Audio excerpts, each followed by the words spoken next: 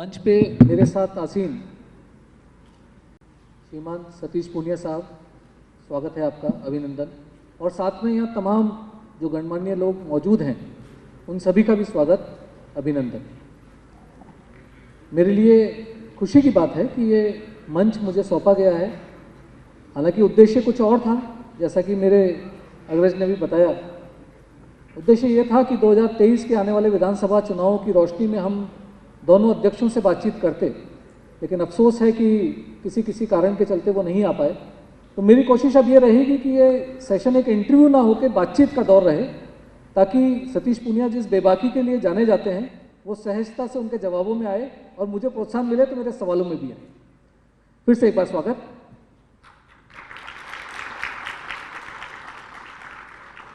सतीश जी, कार्यक्रम की क्योंकि शुरुआत बैटलफील्ड 2023 के नाम से है, तो मैं एक बात सीधे तौर पे विषय पे आता हूँ। आपके हाथ में संगठन की बागडोर आए हुए एक लंबा समय हुआ। लोगों ने आपके साथ जब आप यहाँ प्रेसिडेंट बन के आए तो अपनी एक आकांक्षाएं, महत्वाकांक्षाएं जोड़ ली कि सतीश जी भाई साहब आ गए हैं, अब ये फला काम हो जाएगा और फला काम हो जाएगा। 2023 में इलेक्शन है, कितने तैयार मानते हैं खुद को आप अंदाज लगा सकते हैं कि मैं कितना तैयार हूं कि मेरे दूसरे साथी मैदान में ही नहीं आए।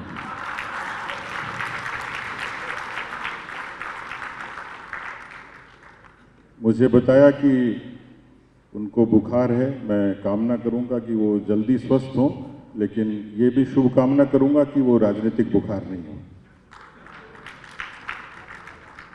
आपका सवाल था कि मैं अध्यक्ष के नाते मेरे से बहुत अपेक्षाएं कार्यकर्ता की, जनता की, उसके लिए मैं कितना तैयार हूं। आप अंदाज लगा सकते हैं कि मैं चूरू जिले के बहुत छोटे से गांव में पैदा हुआ और जिस दिन पैदा हुआ उस समय घड़ी नहीं थी, कैलेंडर नहीं था, और माँ से जब जन्मतिथि पूछी तो उसने कहा बेटा दीपावली के 11 दिन पहले पैदा हुआ। मैं वहाँ से यहाँ एक विश्व की सबसे बड़ी राजनीतिक पार्टी के सबसे बड़े प्रदेश के अध्यक्ष के तौर पर आपके बीच में हूँ। तो आप समझ सकते हैं कि 2023 के लिए मेरा कमिटमेंट कितना है, मेरे जज्बात कितने हैं और मेरी तैयारी कितनी है। राजस्थान में चुनाव अक्सर 90 के बाद परसेप्शन के आधार पर होते रहे।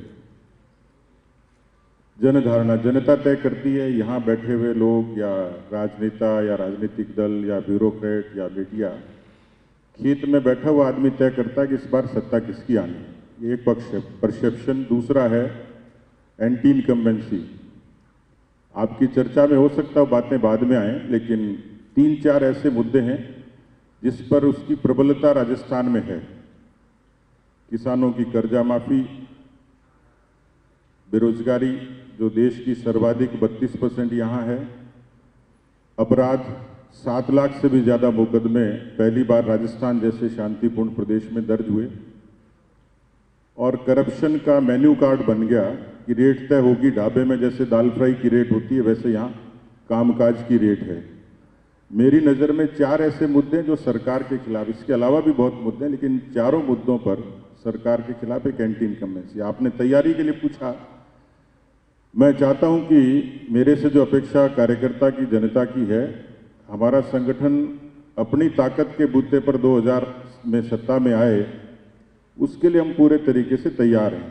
उसकी तैयारी की चर्चा आपके किसी और प्रश्न में आयोजित करूंगा, लेकिन 2023 के लिए मैं पूरे तरीके से समर्पित हूं और इस बात के लिए भी समर्पित हूं कि 2/3 बहुमत से भारतीय जनता पार्टी की सत्ता है। उसके लिए मुझे जितना परिश्रम करना पड़ेगा, पसीना बहाना पड़ेगा, जितनी चुनौतियां होंगी उनका सबका मुकाबला करूंगा।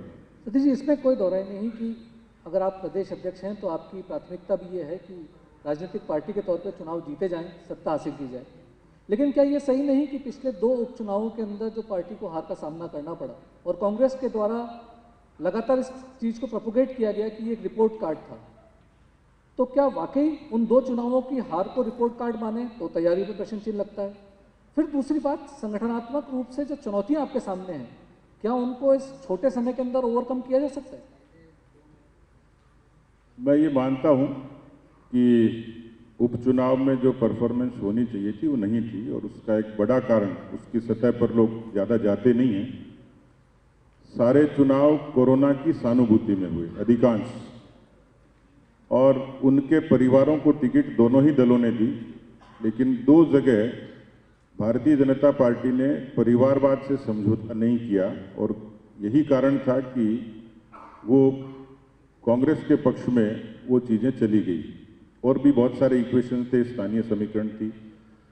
उपचुनाव के बारे में वैसे जनरली ये माना जाता है कि जिसकी सरकार होती है उसके पक्ष में होते हैं, लेकिन एक दूसरा बड़ा चुनाव हुआ जिस पर फोकस कम है लोगों का, उसका एनालिसिस लोग कम करते हैं, न मीडिया करता न सोशल मीडिया करता। राजस्थान में पंचायती राज आज़ादी के बाद बहुत सक्षम और प्रबल है, और जनता का पार्टिसिपेशन भी उतनी ही तादाद में होता है। यानी आप वोटिंग परसेंटेज को देखेंगे तो लोकसभा विधानसभा से भी ज़्यादा होगा। लगभग 4.5 करोड़ वोटर्स हैं, मतदाता। उन 4.5 करोड़ मतदाताओं का चुनाव हुआ पंचायती राज का। अभी तक का ट्रेंड ये रहा, पंचायती राज लागू होने के बाद 1964 के बाद लगातार पंचायती राज चुनाव लागू होने के बाद ये पहला अवसर था जब किसी विपक्षी दल को सर्वाधिक बढ़त मिली। यानी 33 जिला परिषद में 18 पे भारतीय जनता पार्टी काबिज हुई, कांग्रेस को महज 10 पर संतोष करना पड़ा। जिला परिषद के 1014 वार्ड थे जिसमें 505 पे बीजेपी जीती। 4.5 करोड़ मतदाताओं में किसी अपोजिशन पार्टी की इस तरीके की परफॉर्मेंस पहली बार थी। इसको आप मिनी इलेक्शन मान सकते हैं, इसको लिटमस टेस्ट मान सकते हैं, इसको मैंडेट मान सकते हैं। लेकिन क्या ये सच नहीं कि मौजूदा समय के अंदर कार्यकर्ता बैठकों में व्यस्त है और सिर्फ बैठकों में व्यस्त है, और इस बात का एक परसेप्शन बन गया कि उदयपुर जैसी घटनाएं, करौली जैसी घटनाओं ने बीजेपी के लिए धरातल तैयार कर दिया, और आने वाले चुनाव में अगर भाजपा का कार्यकर्ता ज़्यादा कुछ एफर्ट नहीं करे तो भी सरकार हमारी ही आएगी, बीजेपी की ही आएगी। क्या ये सच नहीं कि कार्यकर्ता के मन में ऐसा विचार बनने लगा है? नहीं, मैंने शुरू में ही कहा पहले प्रश्न में कि मैं इस बात से बहुत ज़्यादा इस पर मेरा फोकस नहीं है कि तात्कालिक मुद्दे क्या हैं, एंटी इनकम्बेंसी कितनी है, परसेप्शन क्या है और रिलीजियस पोलराइजेशन क्या है। उस पर मैं इसलिए कमिटेड हूं कि हम लोग अपनी खूबियों के आधार पर सत्ता में आना चाह रहे हैं, और उसका कारण है उससे पहले तक बीजेपी का, क्योंकि भारतीय जनता पार्टी का राजस्थान का इतिहास 90 के बाद ही शुरू होता है। जनसंघ की एक मर्यादा थी, उसके बाद भारतीय जनता पार्टी बनी। हम लोग कैडर की पार्टी थे और आज मासेस की पार्टी हैं। दूसरे दलों से भी लोग आए, उनको भी ऑनर किया और हम लोग नीचे तक पहुंचे। आज 52,000 बूथ पे 47,000 बूथ पर पार्टी की नीचे तक की इकाई पे लोग पूरी मजबूती से काम कर रहे हैं। मेरी कोशिश है और मेरा भरोसा भी है और मेरा विश्वास भी है, इसी मंच पर 2023 में कोशिश करूंगा कि हम दोबारा मिलेंगे तो आपको मेरी आज की, मैं एस्ट्रोलॉजर तो नहीं हूं और मैं भविष्यवेता हूं, लेकिन ये जरूर कह सकता हूं कि अब के जो सरकार आएगी वो कार्यकर्ताओं के परिश्रम से ही आएगी। 2023 में 2/3 बहुमत के साथ आएगी। ये बहुत सही बात कही आपने कि 2023 में जो भी सरकार आएगी वो कार्यकर्ताओं के परिश्रम से आएगी। लेकिन इसके साथ साथ एक महत्वपूर्ण मुद्दा है जिस पर चर्चा इस मंच को जानने का है, क्या ये सच नहीं कि कार्यकर्ताओं पे आपको जितना भरोसा है उतने ही बड़े नेताओं में जो धड़े बने हुए हैं उसको लेकर आपकी चिंता है? क्या ये सच नहीं कि विधानसभा में भी कभी कभी एमएलए बटे हुए दिखाई देते हैं? क्या ये सच नहीं कि राजस्थान की यात्राओं में, भले ही वो आपकी पदयात्रा हो या वसुंधरा जी की हर डिवीजनल हेडक्वार्टर पे यात्रा हो, एक असमंजस की स्थिति, एक असहजता की स्थिति कार्यकर्ता के मन में पनपी है कि आखिर हमारा चेहरा कौन, आखिर हमारा नेता कौन? मनोज जी, आपने मुझे बांध दिया इसलिए कि आपने शुरू में कहा कि पूनिया जी साफगोई के लिए जाने जाते हैं, बेबाकी के लिए जाने जाते हैं। मंच को आशा भी यही है। और मैं ये कहूं कि नहीं, ये बिल्कुल राम राज्य की स्थापना पार्टी में हो गई तो भी मुझे लगता है कि आपके सवाल के साथ नाइंसाफी होगी। तो मैं इस बात से इनकार करूं कि राजनीतिक दलों में मतभेद नहीं होते हों तो मैं खुद झूठा हो जाऊंगा। मैं उससे इनकार नहीं करता। हर व्यक्ति की महत्वाकांक्षाएं हैं, एम्बिशन है, उनका ईगो है, एटीट्यूड है, अभिमान है। और मैं कई बार देखता हूं, मैं एक उदाहरण देता हूं मेरे कार्यकर्ताओं को और यहाँ जो लोग बैठे हैं उनके सामने भी। मैं अक्सर देखता हूं, जैसे कई बार किसी भजन संध्या में जाता हूं तो जो ढोलक बजाता है, हारमोनियम बजाता है, गाना गाता है, उनकी आपस में भी कई बार तालमेल बिगड़ जाती है। तो आंखें निकालते रहते हैं एक दूसरे को, ढोलक वाला हारमोनियम वाले की तरफ, हारमोनियम वाला गाने वाले की तरफ।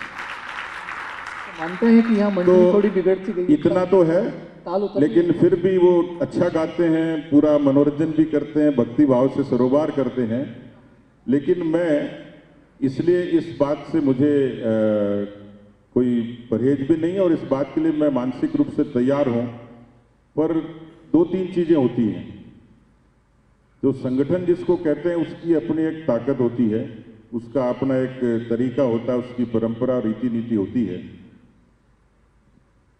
मैं आज हूं तो उसी ताकत के कारण हूं। मेरी मान्यता है तो उसी कार्यकर्ताओं में से मुख्य कार्यकर्ता के रूप में है। भीड़ को कोई संगठन नहीं कहता, उसका विधान होता है, उसके तौर तरीके होते हैं, परंपरा होती है। मेरा ये मानना है कि भारतीय जनता पार्टी की जो खूबी है, संगठन उसका प्राण तत्व है। इसलिए वैचारिक रूप से किसी का मतभेद हो सकता है, हम नेशनलिज्म की, राष्ट्रवाद की बात करते हैं, किसी को अच्छा लगे नहीं लगे, लेकिन मैंने जिस कार्यकर्ता की बात की, मैंने जिस संगठन की बात की, वो अपने आप में इतना ताकतवर है कि जिस मतभेद की बात आप करते हैं उसकी तुलना यदि दूसरे दलों से करेंगे तो भारतीय जनता पार्टी कोसों आगे है। आप मुझे कहेंगे या किसी भी नेता को यदि पार्टी का आलाकमान कहेगा, संसदीय दल कहेगा, वो सब मतभेद के बाद भी उस मर्यादा से बंधे हैं और उस मर्यादा से बाहर जाने की मुझे लगता नहीं है कि इस पार्टी में कोई व्यक्ति इतनी नज़रअंदाज करेगा उस व्यवस्था को, सिस्टम को। इसलिए ये जो छोटी मोटी चीज़ें होती हैं, और हमारे यहाँ कहा जाता है कि मतभेद हो सकते हैं, मनभेद नहीं है, तो आपको उस अम्ब्रेला के नीचे, उस झंडे के नीचे कमिटमेंट के साथ चलना है। आपकी महत्वाकांक्षाएं अलग हैं, एम्बिशन अलग है, वो कंप्रोमाइज़ तो आपको पार्टी के डिसिप्लिन से करना ही पड़ेगा। इसलिए मुझे लगता नहीं है कि ये जो चैलेंज जो आपने मेरे लिए कहा है, उस चैलेंज के लिए पार्टी सक्षम है उसको मीट आउट करने के लिए। आप मतलब दूसरे दलों के साथ जब खुद को कंपेयर करते हैं तो ये कहना चाह रहे हैं कि मेरा कुर्ता कम दागदार है, दूसरों के जो कुर्ते हैं वो ज़्यादा दागदार हैं। खैर, लेकिन बड़ा बात यह है कि क्या ये भी सच है कि पूर्व के अंदर जो अध्यक्ष रहे या जो वरिष्ठ नेता हैं आज पार्टी में, वो कहीं ना कहीं एक डिससेटिस्फेक्शन रखते हैं सतीश पूनिया से, उनके कार्य पद्धति से, उनकी कार्यशैली से, और इसी कारण से आलाकमान भी गफलत में है कि आखिर राजस्थान में क्या फैसले लिए जाएं? नहीं, राजस्थान और हिंदुस्तान हो, चाहे वहाँ गॉसिप का, पॉलिटिकल गॉसिप का अपने एक स्थान है, जगह है। अभी चर्चा हो रही थी आरफा जी के सेशन में कि सोशल मीडिया हो गया, वहाँ मानहानि भी बड़ी आसान है और किसी के लिए कुछ भी लिखना, पढ़ना, सुनना आसान है।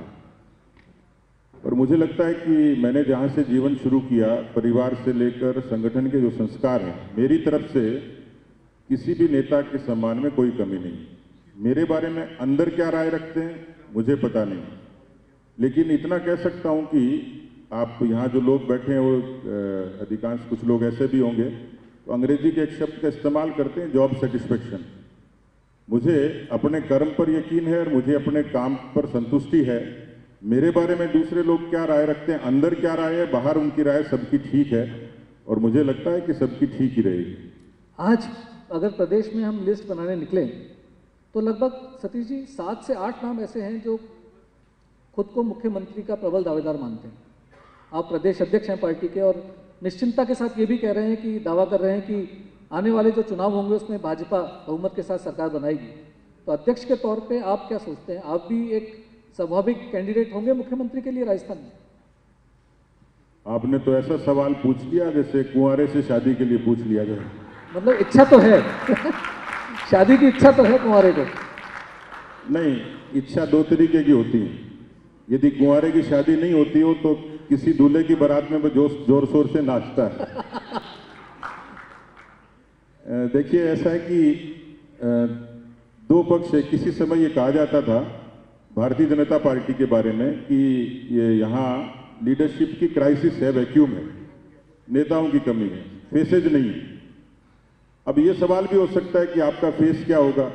तो एक लोग सामान्य तौर पर बड़े नेता, हर छोटे बड़े नेता जवाब देते हैं कि मोदी जी का नाम, मोदी जी का काम, यही चेहरा होगा, कमल का फूल होगा।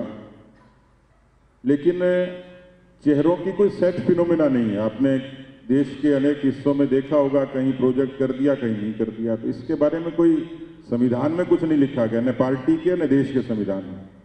ये परिस्थितिजन्य है। और इसलिए पहली बात तो आपके सवाल से आपने 7-8 बताए तो मुझे खुशी हुई, क्योंकि पहले तो लोग कहते थे कि इनके पास नेता ही नहीं। अब 7-8 हैं तो मेरे लिए एक अध्यक्ष के नाते खुशी है कि हमारे पास इतने कॉम्पिटेंट लोग हैं। ये एक तरफ क्राइसिस था, वैक्यूम था, और आज 7-8 कॉम्पिटेंट लोग हैं, तो ये पार्टी की ताकत है। यहाँ हमारे राजस्थान में कहा जाता है कि अगर मामा ज़्यादा हों तो भांजा भूखा रहता है।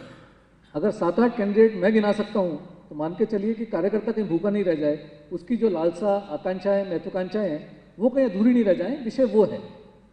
आप यकीन मानिए, मैं शब्दों के प्रति समर्पित हूं। न मामा भूखा होगा, न कार्यकर्ता भूखा होगा, न राजस्थान की जनता भूखी होगी। एक पिछले दिनों जब राज्यसभा के चुनाव हुए, घनश्याम तिवारी जी को यहाँ से राज्यसभा में पार्टी ने भेजा, उससे पहले किरोड़ी लाल मीणा जी को भेजा था। एक विषय बार बार निकल के आया, कई बार राजनीतिक गलियारों में खूब चर्चा का कारण भी बना कि ये दोनों नाम क्या वाकई किसी को सप्रेस करने के लिए, किसी को एक मैसेज देने के लिए चुने गए, या इनके पीछे कोई और कारण था? देखिए, दोनों ही योग्य नाम हैं और दोनों बहुत लंबे अरसे से पार्टी के विचार के लिए प्रतिबद्ध रहे। राजनीति में काम करते करते एक सामान्य सा विचलन स्वाभाविक है, उसके भी कारण कई हो सकते हैं। लेकिन पार्टी ने उनकी पार्टी के प्रति की गई सेवाओं के लिए और उनकी योग्यता को देखते हुए उनको उच्च सदन में भेजा। आपने 2 नाम लिए डॉक्टर किरोड़ी लाल मीणा जी का। बहुत कम लोगों को पता होगा कि डॉक्टर किरोड़ी लाल मीणा बीकानेर में और संघ की शाखा लगाते थे उस जमाने में, जब इस तरीके के गांव से निकले हुए किसी ट्राइबल के एक्टिविस्ट को और जुड़ने के लिए लोग तरसते थे। वो जुड़े, बड़ी शिद्दत से काम किया। दूसरा, घनश्याम तिवारी जी 19 महीने उन लोगों में से हैं कि देश की आज़ादी के बाद जो दूसरा बड़ा आंदोलन हुआ वो आपातकाल का संघर्ष था। उस आपातकाल के संघर्ष में उस व्यक्ति ने 19 महीने जेल की यातनाएं सही हैं, तो आज पार्टी उसको डिस्कार्ड कैसे करेगी? उसके बाद उन्होंने पार्टी से भी खूब संघर्ष किया और अलग पार्टी बना के चुनाव भी लड़ा। किया होगा बेशक, लेकिन हम उनके पृष्ठभूमि को और उनके पिछले पास्ट को नहीं बोले। जो उन्होंने कमिट किया, जिस तरीके से वो पार्टी से जुड़े रहे और लंबे अरसे तक संघर्ष किया, वो एक कालखंड था बीच का। जो मैंने कहा कि ये विचलन जीवन में बहुत लोगों के जीवन में आता है, सामान्य जीवन में भी आता है, राजनीति में भी आता है। इसलिए हम उनकी पिछली खूबियों को भूल दें, नज़रअंदाज करें तो ये न्याय नहीं होता। तो दोनों की अपनी योग्यता, काबिलियत और कमिटमेंट था, इसलिए उनको भेजा।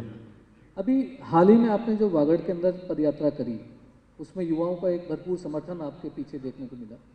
लेकिन क्या ये सच है कि पार्टी के वरिष्ठ और बुजुर्ग नेता अब कार्यशैली के अंदर कहीं खुद को नेपथ्य में पाते हैं? और इसके साथ से एक जुड़ा हुआ प्रश्न और है, क्या आने वाले विधानसभा चुनाव में 75 वर्ष का जो राइडर है वो लागू किया जाएगा? आपकी व्यक्तिगत राय क्या रहेगी इसकी? देखिए, पार्टी में मैं जो समझता हूँ 8 साल से और 80 साल तक का जो भी काम करता है उसका सम्मान है। अब आपने उम्र की बात कही है तो ये सवाल ऐसा है कि काफ़ी लोग नाराज भी हो सकते हैं, इसीलिए पूछा मैंने।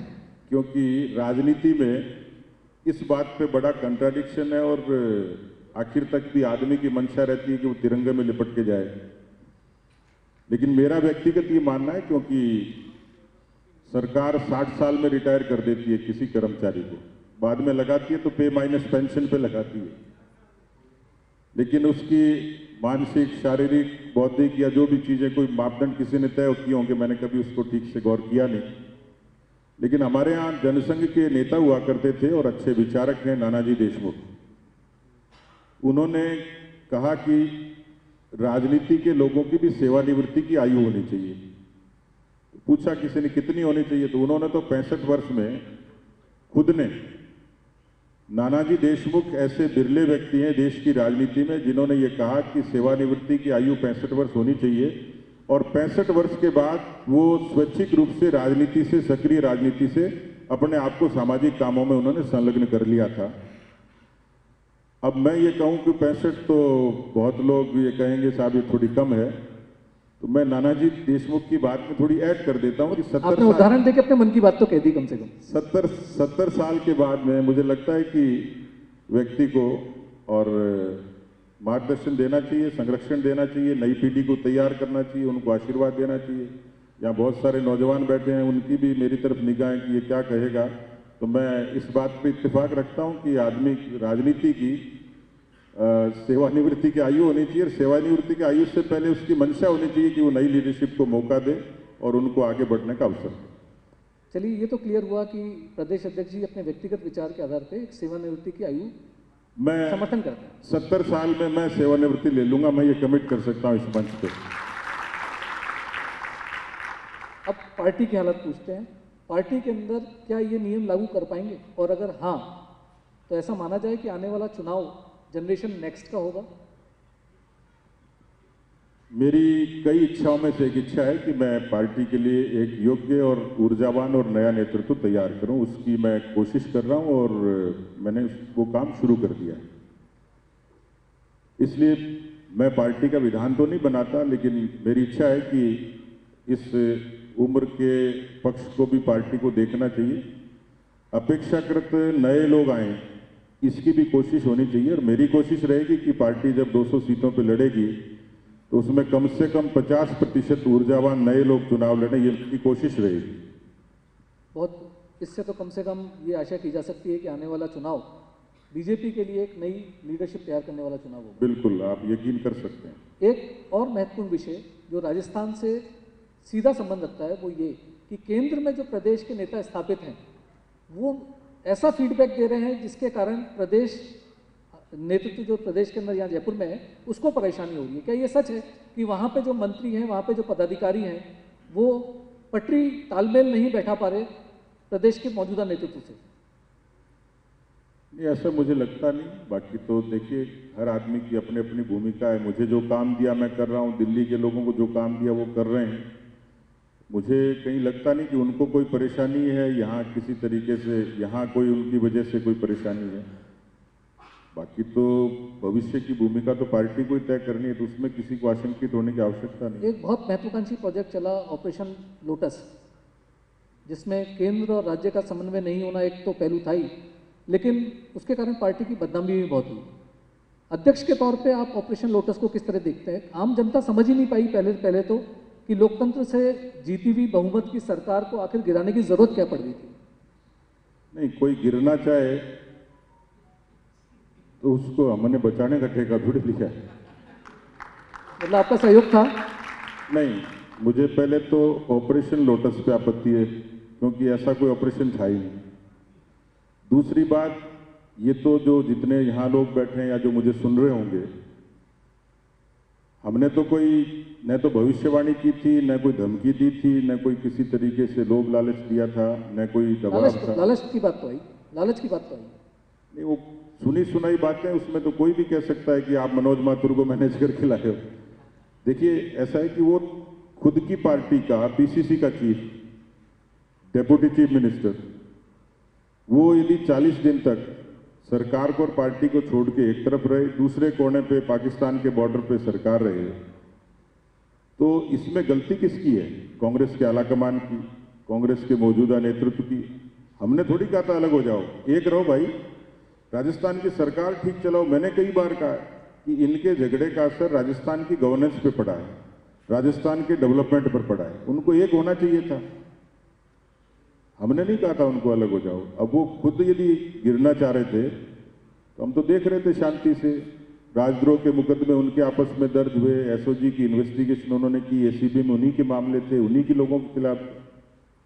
ये काम हमने नहीं। क्या इस ऑपरेशन की वजह से बीजेपी को कुछ डिफेम होने का डर नहीं लगा? नहीं, मुझे लगता नहीं। डिफेम तो हम क्यों होंगे? डिफेम कांग्रेस हुई है, उनका अपना झगड़ा था, उसको अभी तक केंद्र का आलाकमान ठीक नहीं कर पाया, उसका रिफ्लेक्शन अभी भी गवर्नेंस पे आज भी आ ही रहा है। मुख्यमंत्री जितना सचिवालय में होना चाहिए उतने घर में रहते हैं और घर से बाहर रहते हैं, दिल्ली में रहते हैं। और दिल्ली के अंदर जो घटनाक्रम हुआ, गजेंद्र सिंह शेखावत का नाम बीच में मुख्यमंत्री के तौर पे इतने बड़े स्तर पे लाए गए। आप कह रहे हैं कि मैं अनभिज्ञ था इस पूरे प्रोजेक्ट से, मैं अलग था। वसुंधरा राजे जी के लिए कहा जाता है कि उन्होंने अभयदान दे दिया था सरकार को। इन सब अफवाहों के बीच में असलियत क्या थी? आखिर बीजेपी का रोल क्या था? बीजेपी कैसे स्पेक्टेटर के तौर पे बाहर से देख रही थी, या वो लोग, कुछ लोगों ने संपर्क किया था जिनको कंसीडर किया या नहीं किया गया? रोल क्या था बीजेपी? बीजेपी एक अच्छे श्रोता और दर्शक की तरह देख रही थी।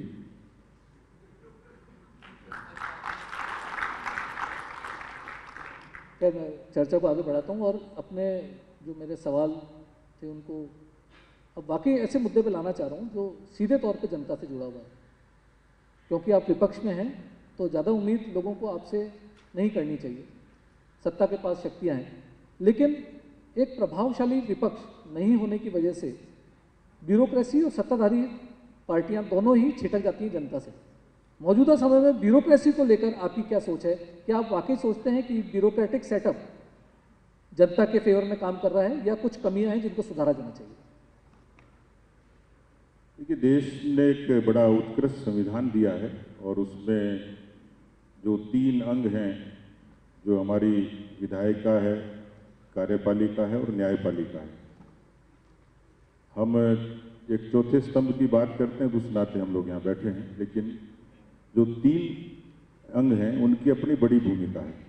लेकिन यदि लेजिस्लेशन की बात करेंगे और जिससे शासन बनता है, शासन को नीतियों को क्रियान्वयन के लिए, एग्जीक्यूशन के लिए, क्योंकि अक्सर ये कहा जाता है कि फलां सरकार बहुत अच्छी थी, नीतियाँ अच्छी थी, लेकिन क्रियान्वित नहीं हुई, एग्जीक्यूट नहीं हुई, तो ये जो कमी है, इसलिए सामान्य तौर पर किसी भी अच्छी सरकार को चलने के लिए, जिसको शासन या सुशासन कहेंगे, तो सरकार और नौकरशाही, इनका यदि अच्छा तालमेल होगा तो वो सरकार भी ठीक चलेगी और नीतियों की क्रियान्विति भी ठीक से होगी।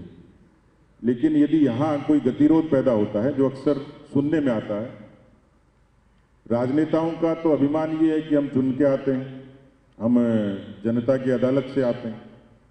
एक ब्यूरोक्रेट का ये अभिमान है कि मैं बहुत परिश्रम करके आता हूँ, पढ़ के आता हूँ, मैं 18-18 घंटे पढ़ाई करता हूँ जब मैं IAS बना हूँ। लेकिन दोनों ही ऐसा नहीं कि वो समाज पर एहसान कर रहे हों। वो यदि जनता से चुन के आता है तो जनता के ऑब्लिगेशन से ही आते हैं। ये यदि पब्लिक सर्वेंट है ब्यूरोक्रेट, जिसके बारे में कहा यही जाता है कि वो जनता के प्रति जवाबदेह है, उसके दरवाजे पर कोई आए, सुनने का अधिकार है। ये जो गतिरोध हम देखते हैं, ऐसे तो आदर्शवाद की बात। मौजूदा समय में सेटअप जो है उस पर आप कितने संतुष्ट हैं? अभी नहीं है। खासतौर पर राजस्थान में ब्यूरोक्रेसी का, अच्छी ब्यूरोक्रेसी का क्राइसिस है, तालमेल की भी कमी है। क्योंकि यदि ये नहीं होता तो आप ही लिखते हैं कलम से, आप अपने विजुअल्स दिखाते हैं कि आज किसी विधायक ने, सत्ताधारी विधायक ने किसी अधिकारी के लिए कहा। अभी पिछले दिनों एक विधायक ने तो इस्तीफा तक की दे दिया था कि मंत्री ने, कि ऐसे पद से तो, जिल्लत भरे पद से तो ऐसा है कि मंत्री नहीं रहूं तो ही ठीक है।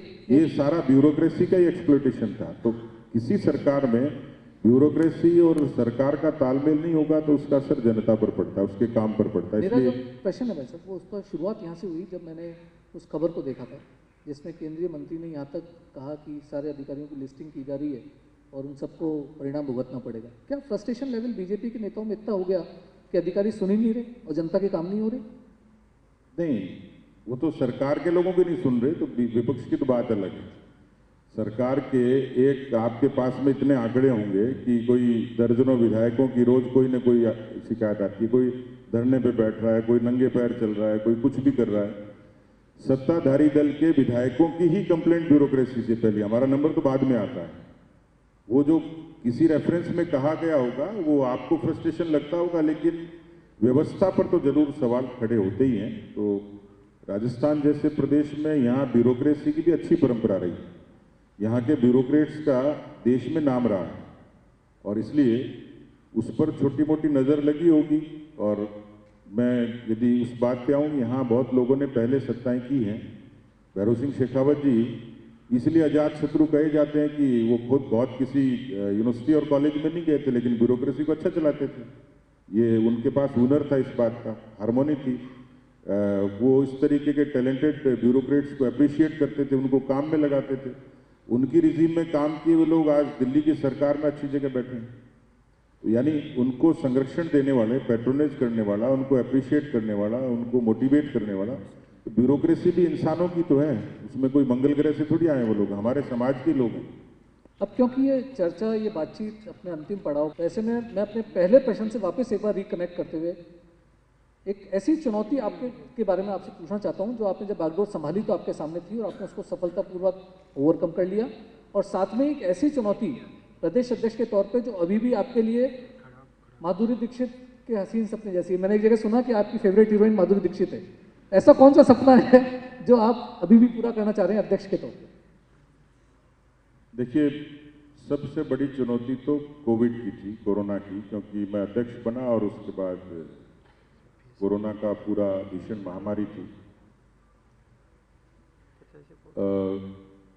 उसमें किसी को सूझा ही नहीं था क्या होगा।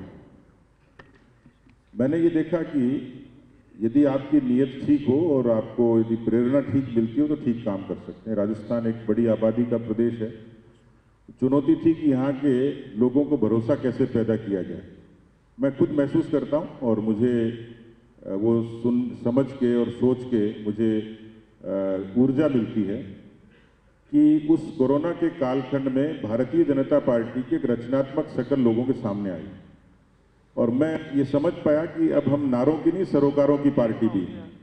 इसलिए राजस्थान के लोगों को उस कोविड की महामारी में सेवा के जरिए जो काम पार्टी के लोगों ने किया, और मुझे अफसोस भी है, मुझे फक्र भी है कि मेरे 685 कार्यकर्ता केवल कोरोना के कालखंड में सेवा करते हुए शहीद हो गए। करोड़ों लोगों तक भोजन, राशन, और केवल मैं नहीं कह रहा, हमारी जब आप प्रधानमंत्री वाला एक एपिसोड मुझे ध्यान है जिसमें वो आप अपने शब्दों में ही कहें तो ज़्यादा अच्छा है। मेरे लिए खैर, क्योंकि मैंने जहाँ से शुरू किया कि मैं झोंपड़ी से आया और छोटे से गांव से आया, और दुनिया के सबसे बड़े लोकतंत्र के प्रधानमंत्री ने मेरे जैसे किसी गांव के लड़के को, मुझे समय मिला था सिर्फ 8 मिनट का, और मुझे कोरोना की उस पूरी प्रोसेस में पार्टी ने क्या किया ये मुझे वहाँ पर डेमोन्स्ट्रेट करना था। देश के प्रधानमंत्री जी ने मुझे जो वहाँ पर उनके जो कमेंट थे वो मेरे लिए किसी पुरस्कार से कम नहीं थे, क्योंकि राजस्थान के कार्यकर्ताओं ने और राजस्थान की जनता ने सहयोग करके उस कोरोना की जो लड़ाई को लड़ा। मेरे लिए संतोष का काम था कि मैं उस कोरोना की विभीषिका में अध्यक्ष के नाते और पार्टी की शक्ल बदल पाया, पार्टी की रचनात्मक रूप से खड़ा कर पाया। तो मेरे लिए जो संतोष की बात है वो ये है। और चुनौतियाँ, या सिर्फ एक चुनौती जो आप सोचते हैं कि ये पूरा करना है इलेक्शन से पहले? नहीं, चुनौती तो खैर देखिए, राजनीति का पक्ष ऐसा ही है कि इसमें चैलेंजेस तो होंगे ही, उससे कोई इनकार नहीं कर सकता और मैं भी मना नहीं कर रहा। चुनौतियां पार्टी के भीतर भी रहती हैं, पार्टी के बाहर भी रहती हैं, और मुझे उन सब के बीच में काम करना ही है, क्योंकि ये राजनीति का क्षेत्र मैंने अपनी इच्छा से चुना है। इसलिए जो चैलेंजेज होंगे उनको फेस करूंगा। पर जैसे मैंने कहा कि मेरी एक तीसरी जो इच्छा है कि पार्टी का एक पक्ष है कि हमने इसको सामाजिक सरोकारों से जोड़ा, मेरे लिए संतोष है। लेकिन 2023 को जीतने के लिए, कि मेरा जो सपना है कि मुझे अध्यक्ष के नाते, आपने जो कहा उसमें मेरा कोई एम्बिशन नहीं है। मैं पार्टी को बिल्कुल कहने के लिए नहीं जा रहा हूं कि मुझे चीफ मिनिस्टर बनाइए। न मैं किसी कार्यकर्ता को कहूंगा, न जनता को कहूंगा, न पार्टी को कहूंगा। वो पार्टी को तय करना है, संसदीय बोर्ड को तय करना है, उसमें मेरा अपना कोई एम्बिशन नहीं है। पर एक मेरी इच्छा जरूर है, मेरा सपना है कि मैं गांव से आता हूं और मेरे जैसे किसान परिवार को यदि अवसर मिला है तो मेरी इच्छा है कि पार्टी मेरे नेतृत्व में 2023 में प्रचंड बहुमत से सरकार बनाए, और इसलिए संगठन की शक्ल को हम 52,000 बूथों तक लेकर जाएं, जो मैं अभी 47,000 बूथ की बात कर रहा था। मेरी इच्छा है कि 52,000 बूथ पर पार्टी मजबूती से खड़ी हो और परिणाम सुखद हो, ये मेरी इच्छा है। ये बैटलफील्ड 2023 का जो टॉपिक लेके हम लोग चले थे उसको कहीं ना कहीं हम वाइंड अप करने की ओर हैं। एक आखिरी प्रश्न जो शायद आपको दुविधा में डालेगा, लेकिन मैं चाहता हूं कि आप मंच से कोई एक टॉपिक, एक योजना, एक कार्यक्रम कुछ ऐसा बताएं जिसको लेकर आप संतुष्ट हैं अशोक गहलोत जी के प्रयासों से आप कहेंगे कि हाँ ये काम ठीक हुआ, मुख्यमंत्री ने काम अच्छा किया? बहुत हो सकता है चैलेंजिंग हो, लेकिन कुछ ऐसा जिसको आप समझते हैं कि मौजूदा सरकार ने सही किया था? मुख्यमंत्री के नाते गहलोत जी वैसे तो सम्मान के पात्र हैं, लेकिन अच्छा काम ये किया है कि हमारा जो कांग्रेस मुक्त का अभियान है उसमें वो सबसे बड़े स्टार प्रचारक हैं। कांग्रेस पार्टी के लिए वो बहादुर शाह जफर साबित होंगे, इसलिए मुझे अच्छे लगते हैं वो। तो मैं क्या क्वेश्चंस हम लोग ले सकते हैं या आप लोग लेंगे? 3 क्वेश्चन ले सकते हैं ना? तो माइक एक बार। हाँ, बहुत सीधा सपाट सटीक। माननीय अध्यक्ष जी, मेरा सवाल है कि 2023 के अंदर जिस तरह से अपर हाउस में और लोकसभा के अंदर मुस्लिम विहीन पार्लियामेंट है, राजस्थान के अंदर 2023 का जो चुनाव होगा, जिस तरह से 2018 में आपने एक टिकट यूनुस खान साहब को टोंक से दिया था, क्या 2023 में आंकड़ा बढ़ेगा मुस्लिम्स को टिकट देने का? देखिए, हमारे यहाँ संविधान, लोकतंत्र ये सबको अवसर देता है। कुछ पार्टियां ज़्यादा देती हैं, कुछ कम देती हैं। इसमें कोई पूर्वाग्रह नहीं है। यदि पूर्वाग्रह होता, मैं जो आपकी सवाल की भावना समझ रहा हूं, यदि पूर्वाग्रह होता तो वाजपेयी साहब की पहल पर देश के सच्चे वैज्ञानिक और मुस्लिम एपीजे अब्दुल कलाम साहब राष्ट्रपति नहीं होते। इससे बड़ा उदाहरण नहीं हो सकता, क्योंकि राष्ट्रपति तीनों सेनाओं का कमांडर भी होता है। तो ये काम सिर्फ दिखावे के लिए नहीं होता है। जिन विधानसभा क्षेत्रों में जो लोग योग्य हैं, जीतने की क्षमता रखते हैं और जिन पर पार्टी दांव लगा सकती है, उस पर जाति, पंथ, धर्म और मजहब आड़े नहीं आता है। ऐसी परिस्थिति मेरे सामने आएगी तो मैं निरपेक्ष फैसला करूंगा। मुझे कोई योग्य व्यक्ति मिलेंगे तो जिसके बारे में मैं पार्टी को राय दूंगा। मुझे फैसला नहीं करना, संसदीय दल को करना है, लेकिन मैं आपकी भावनाओं से अवगत जरूर कराऊंगा कि मुझे किसी टॉक शो में किसी सज्जन ने सवाल किया। मैं किशोर जी से एक बार, किशोर जी हमारे फैटर्निटी के सीनियर भी हैं। आदरणीय सतीश पूनिया जी, अभी आपने जिक्र किया कि जिसकी सरकार होती है उसके उपचुनाव लगभग जीते जाते हैं। जब आप अध्यक्ष बने तो कार्यकर्ताओं को वाकई खुशी हुई कि अपना अध्यक्ष बना और आपने उनको कार्यकर्ताओं को पार्षद और पंचायतों में टिकट भी दिए और जीत के भी आए। हमने आपको आपके कठोर निर्णय के लिए भी देखा है बहुत नज़दीक से। आप करेक्ट कर सकते हैं, मैं अगर गलत हूँ। मैं आपको टिकट दिया गया था शाहपुरा से, आपने इनकार कर दिया था, शायद ऐसा कुछ है। मैं उससे आगे की बात कर रहा हूँ। 2013 से 2018 के बीच में आपकी सरकार थी, वसुंधरा सरकार थी, और 22 विधानसभा चुनाव में आपकी पार्टी को शिकस्त दी थी। उस समय कांग्रेस के अध्यक्ष थे सचिन पायलट जी। छोटा रखे। हाँ, बस खत्म लगा। और अब चूंकि चुनाव हुआ, आप विपक्ष में हैं, आपके टाइम में जो उपचुनाव हुआ उसमें अधिकतर सीटों पर आप हारे। मैं ये जानना चाहता हूँ, क्या 2023 का जो चुनाव होगा राजस्थान में नए नेतृत्व के बीच में चुनाव होगा? मैं ये सवाल इसलिए कर रहा हूँ, जो स्थापित नेता हैं उनसे अलग हटके नए नेताओं के बीच में क्या ये चुनाव होगा? देखिए, इसमें नरेंद्र मोदी जी एक्सेप्शन हो सकते हैं, बाकी तो ट्रांसफॉर्मेशन अपने आप दिख ही रहा है कि जनरेशन बदल रही है, नई पीढ़ी आ रही है। आप देश के नक्शे में चीफ मिनिस्टर्स को देखेंगे तो अपेक्षाकृत उम्र के नाते भी और वैचारिक रूप से भी उस तरीके के लोगों का इंडक्शन हुआ है। तो इसमें कोई परहेज भी नहीं है, बुराई भी नहीं है। लीडरशिप तो एक सतत प्रक्रिया है। आज मैं इस जगह बैठा हूँ, मेरी जगह कुछ वर्षों बाद कोई और व्यक्ति आएगा, तो उम्मीद कर सकते हैं लीडरशिप तो परिवर्तन कारक है। पार्टी उसकी हामी है और उसके लिए कोशिश कर ही रही है, प्रयोग भी किए हैं और सफल भी हुए। दोनों पार्टियों, कांग्रेस वाले तो आए नहीं ना। इन टोटल क्या वाकई आपको लगता है कि जनरेशन चेंज होगी? हाँ, होगी पक्का। उम्मीद कर सकते हैं नए लोग। Hello, anyone?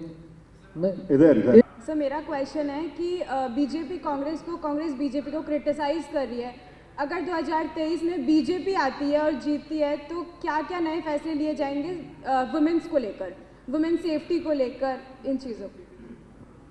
बहुत अच्छा सवाल किया है और सामयिक भी है। देश की आधी आबादी है और बहुत उपनिषद पुराण वेदों में ये कहा गया, लेकिन मैं चाहूँगा आप लोगों से कि इस बच्ची के सवाल के लिए तालियां बजाइए आप। इन्होंने महिला सुरक्षा के लिए अपनी बात रखी है, जिस मुझे ये सोचने पर भी विवश कर दिया कि जिस प्रदेश में 18 बलात्कार रोज होते हों, तो मैं इसको क्या जवाब दूं।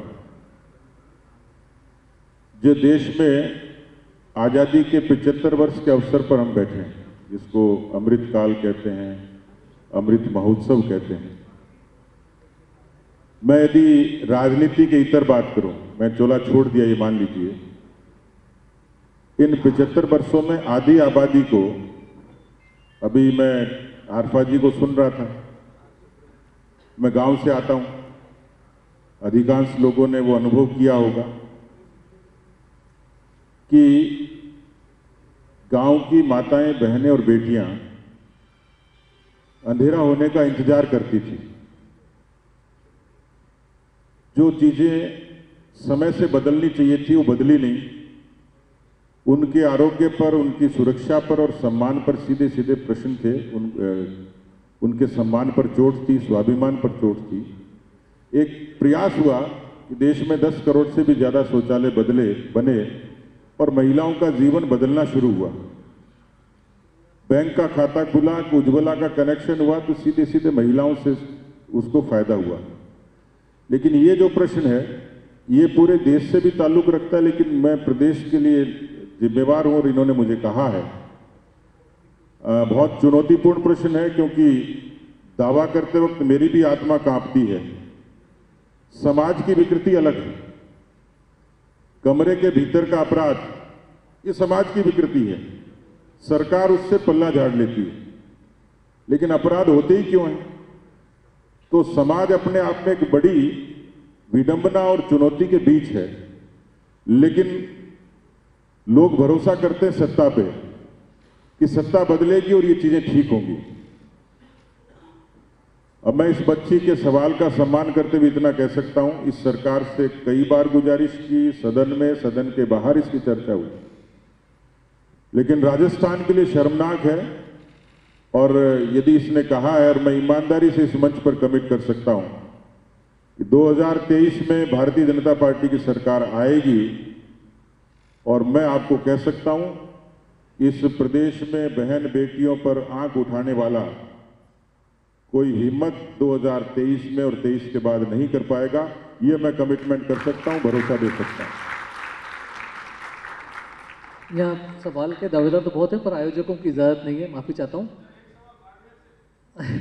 बाड़मेर बोल के आपने मेरा दिल जीत लिया। क्या आप एक मेरे कहने से एक सवाल ले सकते हैं? तो बाड़मेर जितनी दूरी पे बैठे ले लीजिए सवाल। बाड़मेर को विशेष प्रिविलेज है। आप आए कैसे? रेल की पटरियां तो झूल रही हैं पानी में। मेरा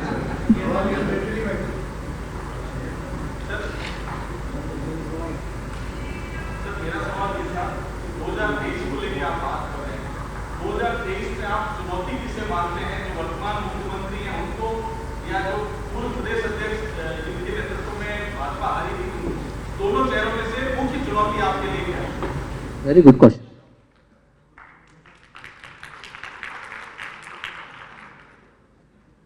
वो दोनों एक दल से संबंध रखते हैं, इसलिए हमारे यहाँ व्यक्ति चुनौती नहीं है। और मुझे लगता है कि 23 तक कांग्रेस चुनौती के रूप में रहेगी, इसकी शंका है मुझे। इसलिए मैं कंफर्टेबल हूँ आपके सवाल पर कि हमारी नज़र में तो मैं जो 2/3 कहा है, तो मुझे लगता नहीं फिर कहीं चुनौती की गुंजाइश बचती है। राजस्थान की जनता का इतिहास, परसेप्शन, एंटी इनकम्बेंसी और 2 नाम गिना दिए, वो पर्याप्त हैं बीजेपी के लिए। तो इस बातचीत को हम एक बार विराम देते हैं। ये आगे के सेशंस ऐसे ही चलते रहेंगे, लेकिन लास्ट में जाते जाते मैं ये जरूर कहना चाहूँगा कि गोविंद सिंह जी अगर यहाँ होते तो ये चर्चा शायद और ज़्यादा सार्थक और रोचक होती।